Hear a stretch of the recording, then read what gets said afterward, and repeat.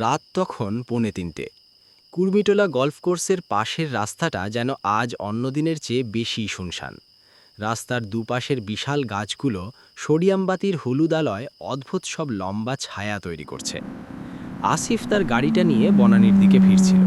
শরীরটা ক্লান্ত, চোখে একটু ঘুম ঘুম ভাব। গাড়ির মিউজিক প্লেয়ারে হালকা ভলিউমে গান চলছে।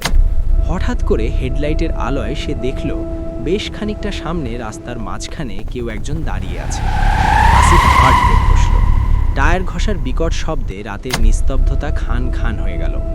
গাড়িটা ঠিক ওই ছায়ামূর্তির কয়েক হাত দূরে গিয়ে থামল।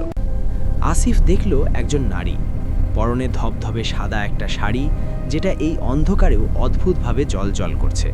তার লম্বা কালো চুলগুলো পিঠ ছাড়িয়ে কোমর পর্যন্ত নেমে গেছে। মুখটা দেখা যাচ্ছে না, কারণ সে মাথা নিচু করে দাঁড়িয়ে আছে। আপা পাগল নাকি? মাঝ রাস্তায় এভাবে কেউ দাঁড়ায়? মরতে চান? ধীরে ধীরে সে গাড়ির পেছনের দরজার দিকে এগিয়ে এলো। আসিফ ভাবল হয়তো কোনো বিপদে পড়েছে।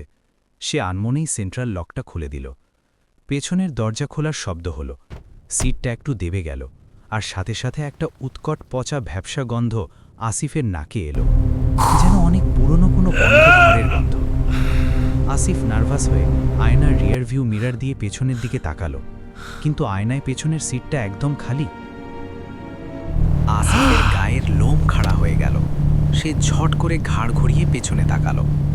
দেখল সেখানে সত্যিই কেউ নেই, অথচ দরজা খোলার এবং বন্ধ হওয়ার শব্দ সে স্পষ্ট শুনেছে। সে ভাবল হয়তো মনের ভুল, কিন্তু ঠিক তখনই সে খেয়াল করল পেছনের সিটের চামড়ায় একটি ভেজা হাতের ছাপ, যা ধীরে ধীরে মিলিয়ে যাচ্ছে। আসিফ আর এক মুহূর্ত দেরি করল না। অ্যাক্সেলারেটরে জোরে চাপ দিয়ে গাড়ি ছোটাল। গাড়ির স্পিড এখন 90 ছাড়িয়েছে। হঠাৎ তার মনে হলো পাশের জানালার কাছে কিছু একটা নড়ছে। ভয়ে কাঁপা কাঁপা চোখে সে বাম পাশের জানালায় তাকালো।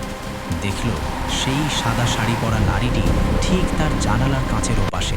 সে কোনো গাড়িতে নেই, সে স্রেফ বাতাসের ওপর দিয়ে উড়ে বা দৌড়ে আসিফের 100 কিমি গতির গাড়ির সাথে তাল মিলিয়ে চলছে।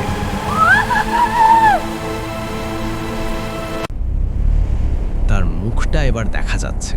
সেখানে কোনো চোখ নেই, শুধু দুটো অন্ধকার গর্ত, আর ঠোঁটের কোণে এক বৈশাচিক হাসি। নারীটি তার ফ্যাকাশে হাত দিয়ে জানালার কাঁচে টোকা দিল। ঠক ঠক ঠক।